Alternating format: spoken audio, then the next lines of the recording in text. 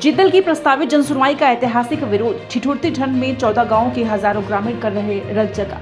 रायगढ़ से बड़ी खबर है। जिले तन्नार क्षेत्र में 8 दिसंबर 2025 के दिन होने वाली जिंदल पावर लिमिटेड की आगामी जनसुनवाई के विरोध में हजारों की संख्या में ग्रामीण दिन रात का आंदोलन कर रहे हैं। मिली जानकारी के अनुसार कोयला खदान गैरपालमा सेक्टर 1 की प्रस्तावित जनसुनवाई के विरोध में ग्रामीण एक बार फिर लामबंद हो गए हैं। बताया जा रहा है कि इंसान को ठिठुरा देने वाली इस तेज ठंड के बीच तमनार अंचल के हजारों ग्रामीण दोहरा भाजा मैदान में खुले आसमान के नीचे रात भर जाकर विरोध प्रदर्शन कर रहे हैं। ग्रामीणों का कहना है कि इस बार वो अपने क्षेत्र में जन सुनवाई का टेंट भी नहीं लगने देंगे, न ही कंपनी और प्रशासन के लोगों को यहां आने देंगे।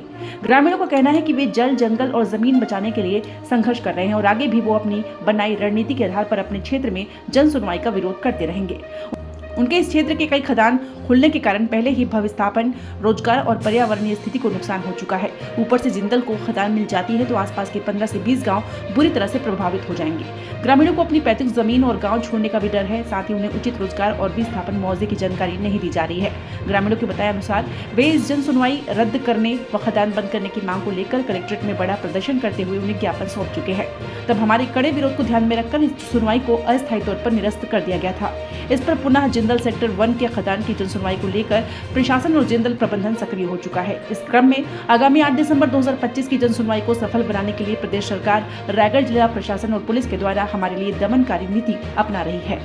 एक तरफ प्रदेश सरकार हम ग्रामीणों की बात सुनने के लिए जनसुनवाई का आयोजन कर रही है, तो दूसरी तरफ प्रशासनिक अधिकारी पत्र लिखकर या फोन पर लगातार हम ग्रामीणों को डरा धमका रहे हैं ताकि किसी तरह विरोध प्रदर्शन को तोड़ा जा सके। जनसुनवाई का विरोध करने वाले ग्रामीणों ने धरना स्थल धोराभाटा में आए मीडिया कर्मियों को तहसीलदार रायगढ़ का एक लिखित आदेश पत्र दिखाते हुए कहा कि इस तरह सरकार हमारे आंदोलन को तोड़कर जिंदल की जनसुनवाई को सफल बनाने का प्रयास कर रही है। इस बात का प्रमाण यह है कि अभी कुछ दिनों पहले दोनों राष्ट्रीय पार्टी के कुछ नेता जो हमारे आंदोलन को लीड कर रहे थे वो अब मैदान छोड़कर भाग चुके हैं।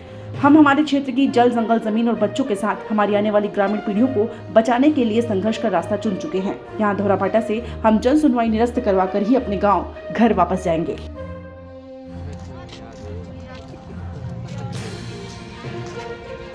क्या देख रहे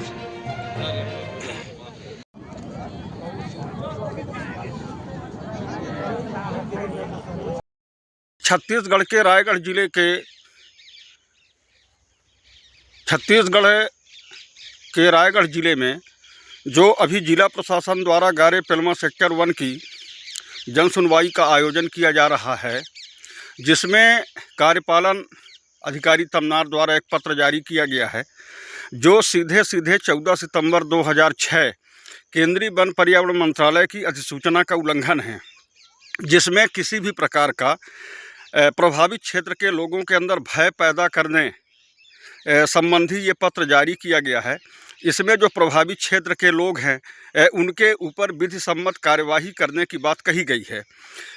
14 सितंबर 2006 की केंद्रीय वन पर्यावरण मंत्रालय की अधिसूचना ये कहती है कि भय मुक्त वातावरण में जन सुनवाई का आयोजन किया जाना चाहिए, जिसमें प्रभावित क्षेत्र के लोग पर्यावरणीय जो पड़ने वाले प्रभाव है उसका आकलन रिपोर्ट स्थानीय लोग और जो पर्यावरण के जानकार हैं वो अपनी बात को रख सकें।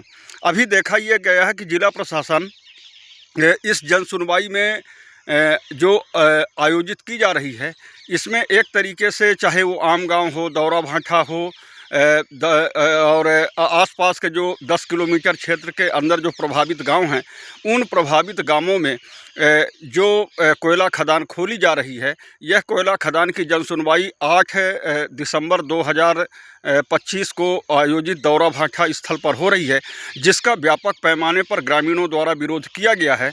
और वो विरोध के कारण एक बार यह जन सुनवाई स्थगित हो चुकी है, दूसरी बार पुनः यह जन सुनवाई का तिथि का निर्धारण किया गया है, जिसके बाद पुनः ग्रामीण इसका विरोध कर रहे हैं।